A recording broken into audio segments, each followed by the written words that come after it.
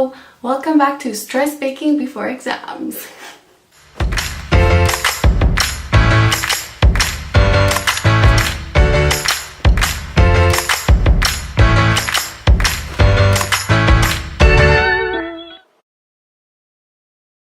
Hello, welcome back to my YouTube channel.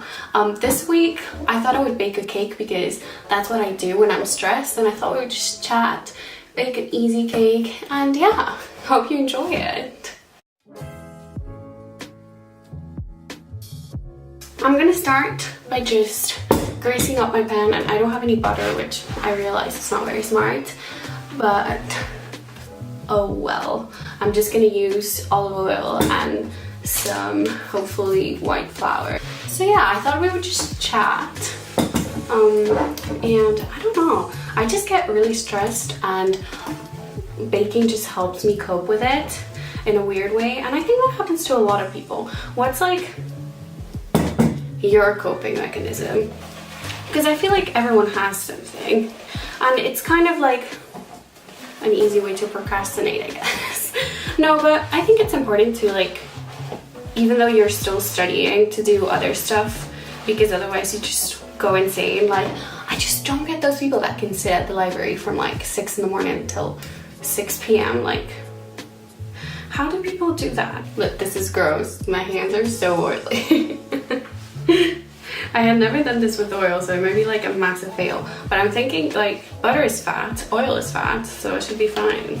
Also, if you want to follow along with the recipe, I will leave everything down in the description. And I'm not preheating the oven now, but you definitely should. I'm just not doing it because it sounds so loud, so you wouldn't be able to hear me say absolutely anything. But yeah.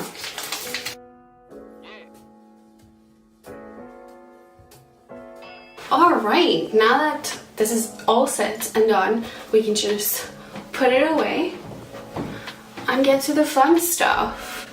Okay, I also don't have a whisk. I'm still like very instrument deprived in the kitchen department, but I think we'll make it work. It's not one of those cakes that really requires a lot of whisking. Like, I think the most whisking it requires is just beating the eggs, so it should be fine.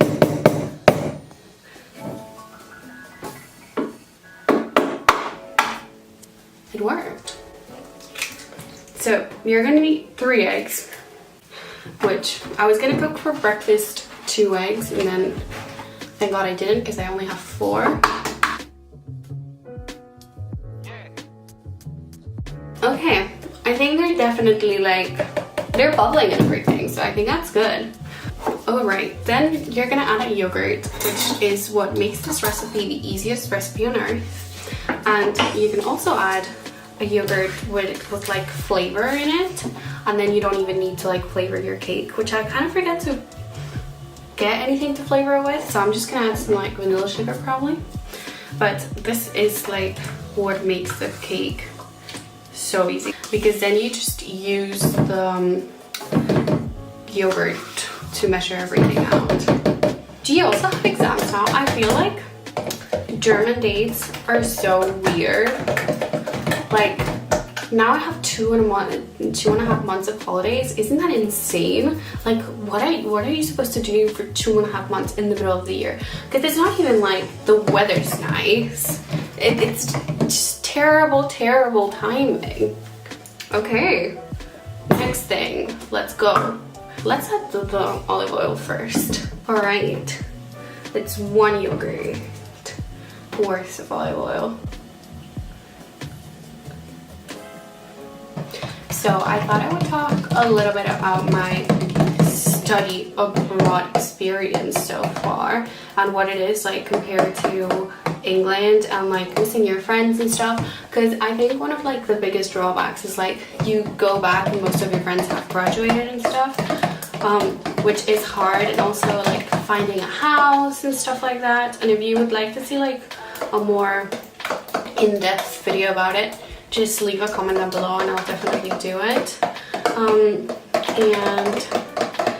I mean, specifically for me, since I do PP, it's been different because I'm only doing economics here, and I'm taking loads of German courses, and it's been really different. like classes here are like once a week for like 2 hours and then you're done. There's no seminars or anything, or there's no one to like check that you're doing your work, and you don't have to like sign up for classes. You only sign up for the exam, which I think is kind of weird. I've also found that like making German friends is really hard. I'm just putting 1 cup of sugar. And by really hard I mean it's basically impossible, because you come here and basically they already all have friends, which good for them and it's normal and I totally understand it. But obviously it sucks because you're not getting the full experience. But for me, and for anyone's watching that's been to a European school, it's basically like European school all over again, but you don't actually know anyone, so you make new friends. And it's been really fun. I mean, you definitely make really good friends. One thing that's also a drawback if you're from England or places where the placement is a whole year is loads of people will only do it for 1 semester, so 6 months. And depending on where you are, it will only be until like December and stuff. So that means that you make friends and then you have to say goodbye and then you need to make new friends, which kind of sucks. And that, along with the fact of like coming back and like my friends are going to be graduated, so obviously I'm going to have like different people in my classes and stuff. So I mean, it's going to be hard.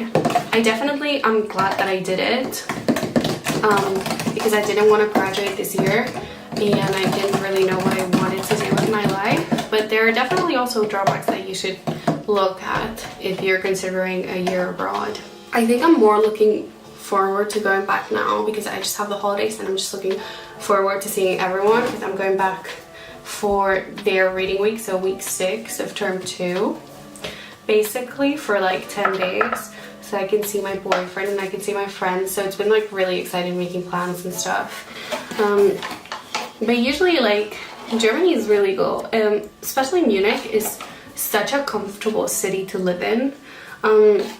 I think it's like the perfect size for when you move alone to a city, basically, because they have really good transport and it's just like a really easy city to live in. I don't know, I think it's a very nice city, especially for students. There are loads of amenities for students. There's like the Mensa, which is like where you can eat for really cheap if you're a student.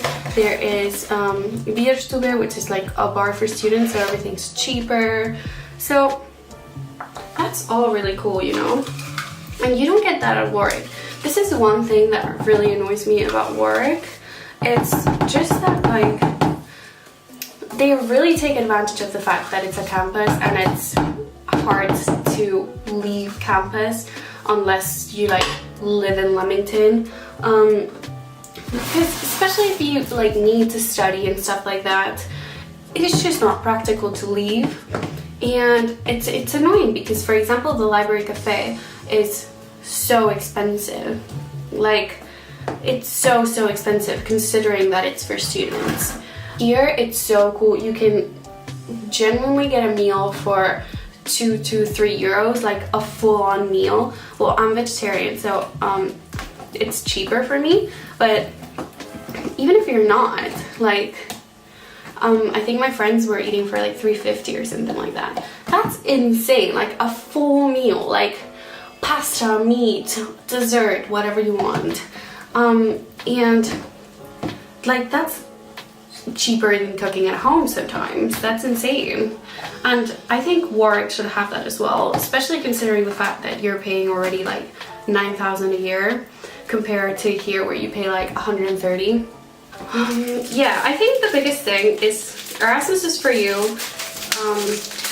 First of all, if you just want to have time to think what you want to do with your life, and if you want to experience new things, I want to travel abroad, this is definitely the time to do it. I think it also gives you a really good opportunity to travel around Europe. And but obviously there are some people, and if that's you, that's totally fine, that have their mind made up about what they want to do and they want to do it now. And I did get the feeling that loads of people were like ready to graduate after second year. You're like done with uni. So you know, if that's you, then like that's totally fine. For me, I wasn't totally ready, and I did want to have like that extra year to figure things out. All right, I think my batter is almost done. I think it is done. Okay, I understand that everything's a mess right now, but it's okay, it's okay. That's the fun of baking. It's a stress-free activity right now. And now we're gonna do the dreaded pouring everything inside of it part. Who are you if you don't try your batter? Oh my god, this reminds me so much of like being back home. So okay, let's try this. Okay, I think it's done. I'm just gonna put it in the oven now, and I'll see you when it's ready. There she is, what a beauty. All right, cake is here, cake is done. It burned a little bit, as you can definitely see. But you know, it's the first time I cook with this oven, so it's probably normal. It's just the temperature was probably a bit too high. Or this oven I feel like does heat up a bit too much. So, I don't know. Are we ready? Ready for a flip? 1, 2. Ooh, I heard it. I heard it. Okay. Ooh, it burns. Ooh, it's pretty. It looks so good. Ooh, it looks so fluffy as well. Yeah, I'm so happy. Yeah, okay, let me just get a plate. I got a bowl. Let's cut a piece. It's definitely too warm. But it looks so good. Look at it. It's so perfect. Yeah, you would. Not the best of. But it looks so good. It looks pretty. I like it. I'm pretty happy with it. Let's try it. It's still way too warm and I shouldn't try it, but oh, it's perfectly cooked. Oh, it's so good. Definitely approve. So yeah guys, that's it for this week's video. Hope you enjoyed. If you did enjoy it, please do like and subscribe. It means a lot to me. And yeah, see you guys next week.